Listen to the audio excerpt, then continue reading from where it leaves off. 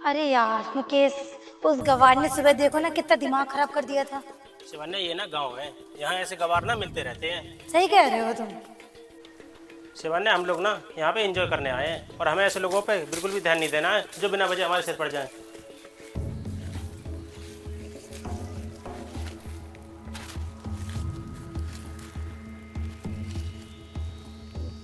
किसका फोन आ रहा है शिवन्या? अरे कुछ नहीं मुकेश, मम्मी का फोन आ रहा था। वो यही पूछेंगी कि शॉपिंग हो गई या नहीं। रुको मैं अभी बताती हूँ।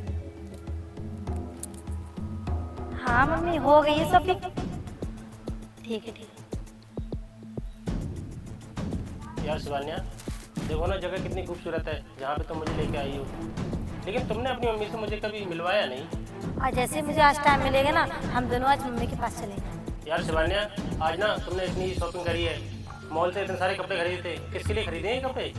मुकेश, मेरी मम्मी ना मुझसे बहुत प्यार करती है और जितने भी कपड़े खरीदे ना मॉल से, अपनी मम्मी के लिए ही खरीदे हैं। चलो शिवन्या, तुम्हारी मम्मी के पास चलते हैं, चल के उन्हीं से बातें करेंगे।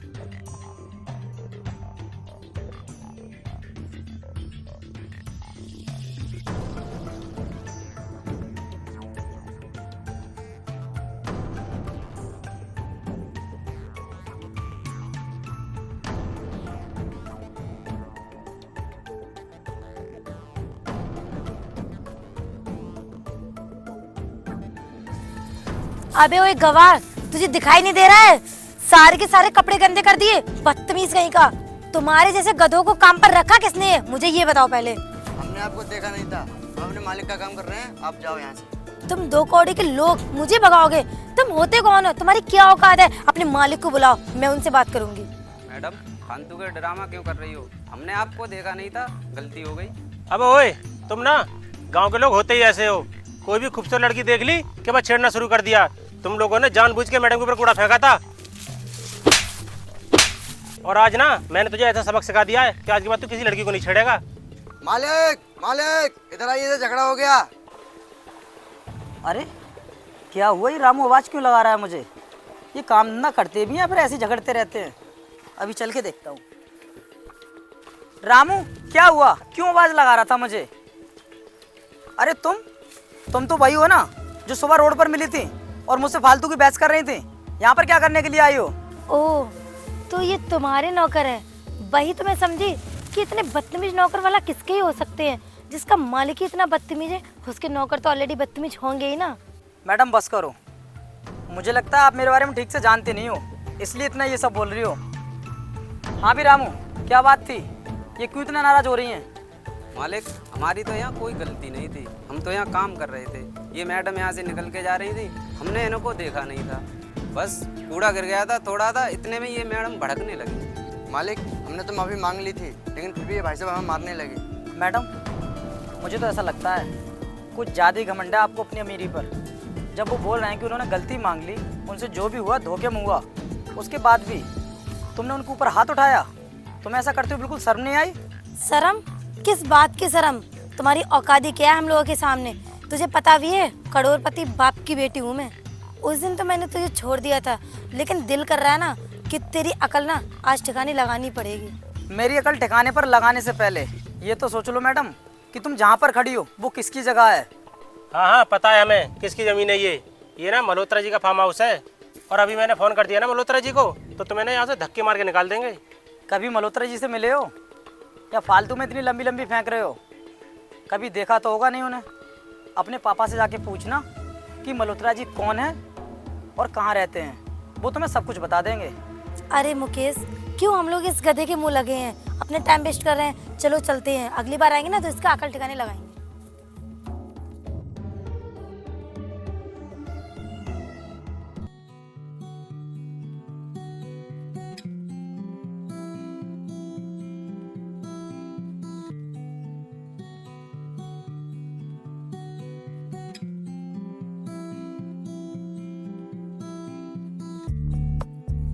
रामू, जल्दी से सारा काम खत्म कर दे, फिर तुझे और भी काम देखना है। अरे वीर भाई, मुझे कुछ बताना है तुम्हें। क्या हुआ बताओ। तुम्हें वो पैसे याद हैं जो 5 साल पहले तुमने अजय को दिए थे? हाँ याद है मुझे, लेकिन तुम कहना क्या चाहते हो? कल उसने जमीन बेची है अपनी 5 बीघा। अभी मौका है तुम्हारा पैसे निकालने के लिए। अगर अभी पैसे नहीं लिए उससे तो अटक जाएंगे तुम्हारे पैसे। क्या कहा तुमने? उसने जमीन बेची है और हमारे लिए इस बात का मालूम भी नहीं? फिर तो तुम बिल्कुल ठीक कह रहे हो। अगर इस बार उससे पैसे नहीं निकले फिर तो बहुत बड़ी दिक्कत हो जाएगी। हमें कब से चूना लगा रहा है वो। जब उसकी माँ की तबीयत खराब थी तब तो बहुत गिड़गिड़ा रहा था मेरे सामने कि साहब मुझे पैसे दे दो, मैं तुम्हारे मई ब्याज के पैसे वापस कर दूंगा। लेकिन जब भी पैसे लेने जाते हैं बहाने बना देता है। क्यों भी रामू, तू कल गया तो था पैसे लेने के लिए, फिर क्या बोला उसने तुझसे?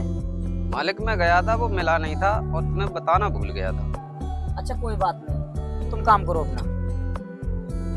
राकेश भाई, ये तो तुमने बहुत अच्छा किया जो मुझे आकर बता दिया, वरना मुझे तो पता ही नहीं चल पाता। अगर इस बार उससे पैसे लेने के लिए नहीं गया तो वो पागल बनाता रहेगा, किसी भी तरह आज पैसे लेने ही होंगे।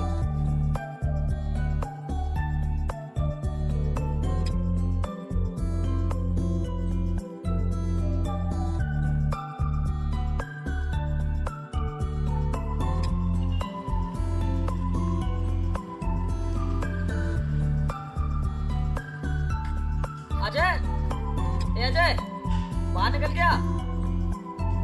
ए, जाके देखो और बुला के लेके आओ। ठीक है, जाते हैं।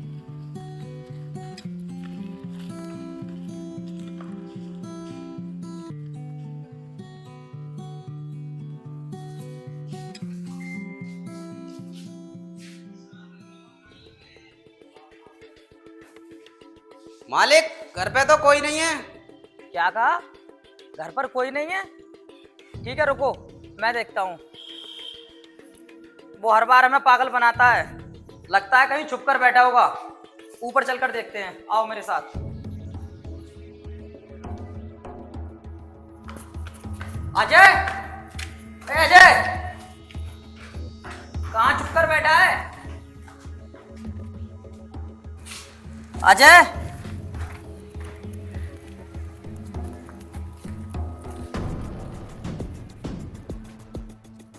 अजय, कहाँ बात चल रही है? चल पैसे दे मेरे। किस बात के पैसे? कौन से पैसे? क्या कहा तूने? किस बात के पैसे?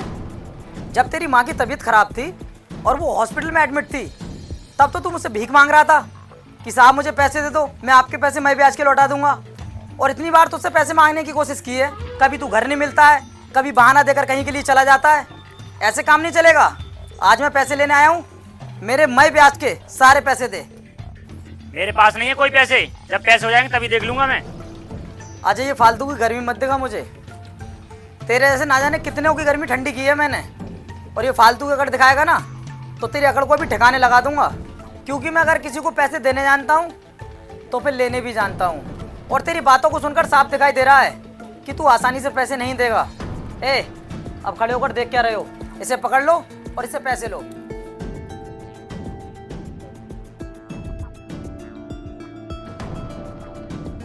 बोल, अब राजी से पैसे दे रहा है? यहाँ पे उठा के नीचे फेंक दे तुझे। ठीक है भाई, दे रहा हूँ पैसे, मेरे हाथ छुड़वाओ। छोड़ दो इसके हाथ।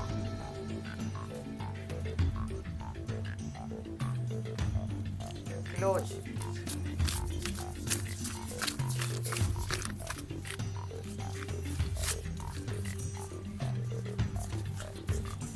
ये लो, 90,000 तुम्हारे थे, 10,000 ब्याज, पूरे 1 लाख रुपए हैं।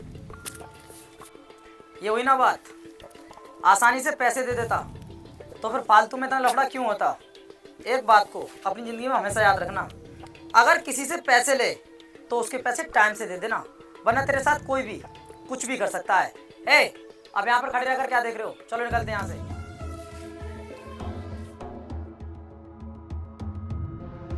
मुकेश, जितनी भी प्लॉटें दिखाई दे रही है ना, ये सारी की सारी मेरे भाई ने खरीदी है।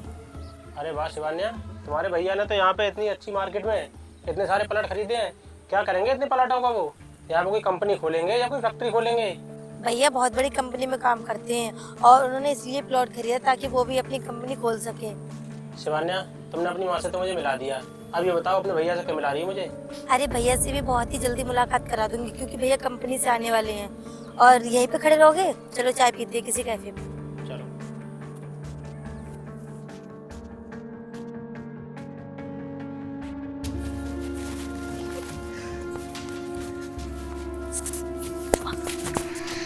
अरे मैडम क्या हुआ, उठिए। क्या हो गया था आपको?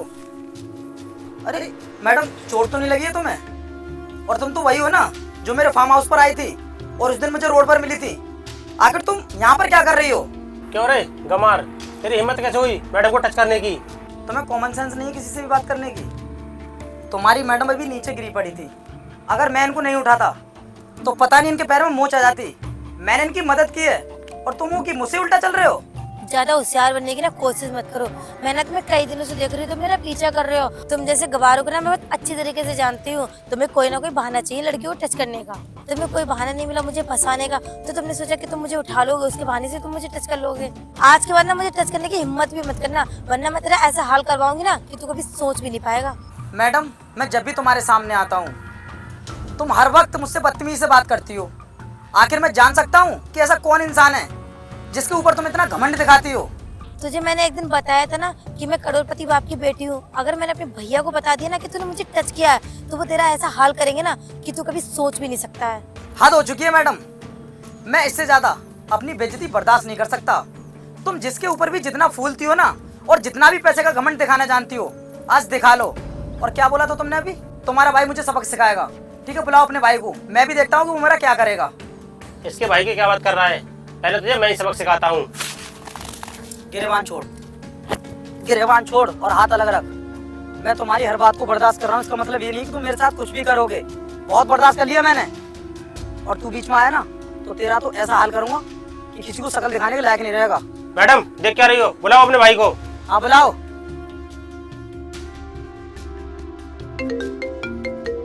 छोटी का फोन।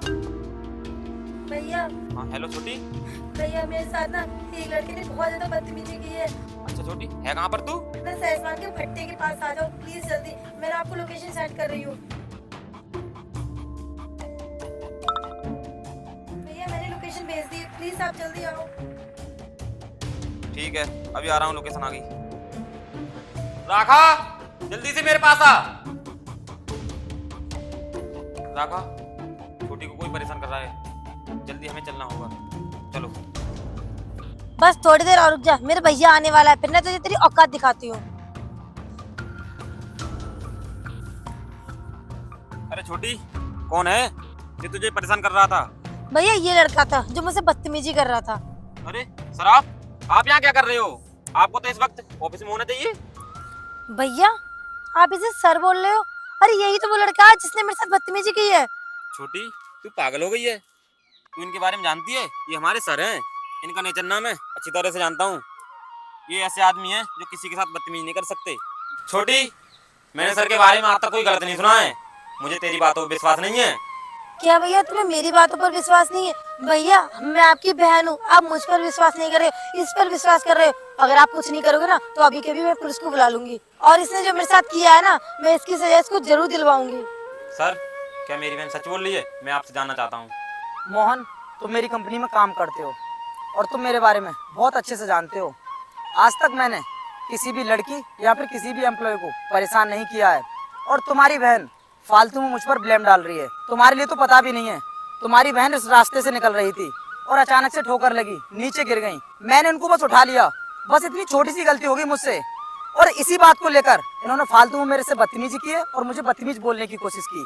अब तुम ही बताओ मोहन, अगर कोई भी लड़का किसी लड़की की मदद करे तो अक्सर इंसान लड़के की ही कमी क्यों निकालते हैं?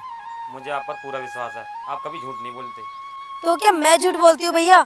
आप कुछ नहीं करोगे, रुको मैं पुलिस को ही फोन करती हूँ।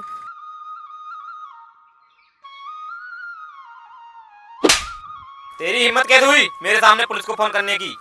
और सुन, सर के मुझ पर बहुत एहसान है, अगर सर मुझे नौकरी भी नहीं रखते तो हमारे पास कुछ भी नहीं होता आज। और हाँ, सर से माफी मांग और चल मेरे साथ घर। सर मुझे मालूम होता कि मेरे भैया आपकी कंपनी में काम करते हैं तो भूल कर भी मैं आपसे ऐसी बदतमीजी नहीं करती। प्लीज मुझे माफ कर दो, मैं वादा करती हूँ कि किसी इंसान के साथ आज के बाद बदतमीजी नहीं करूँगी। सर मैंने भी आपके साथ में बहुत बदतमीजी से बात की है, सर मुझे भी माफ कर देना। माफ करने के लिए मैं तुम लोगों पर कोई जुल्म नहीं कर रहा हूँ। मैं तो तुम्हें इतनी देर से समझाने की कोशिश ही कर रहा था कि इसमें मेरी कोई भी गलती नहीं है। एक बात को अपने जीवन में हमेशा याद रखना, कभी भी किसी भी इंसान को उसके कपड़े और उसकी भाषा से जज मत करना, क्योंकि वो इंसान कितना भी बड़ा आदमी हो सकता है। हाँ सर, मैं आपकी बातों को बहुत अच्छी तरह समझ चुका हूँ। आज के बाद मैं कभी आपको शिकायत का मौका नहीं दूंगा। सर, जो मेरी बहन ने आपके साथ बदतमीजी की है उसके लिए मैं भी माफ़ी मांगता हूँ आपसे। मुझे प्लीज़ माफ़ कर देना। चल बहन। जयवीर, ये लो बाइक की चाबी, बाइक लेकर आओ, हम बहुत लेट हो गए।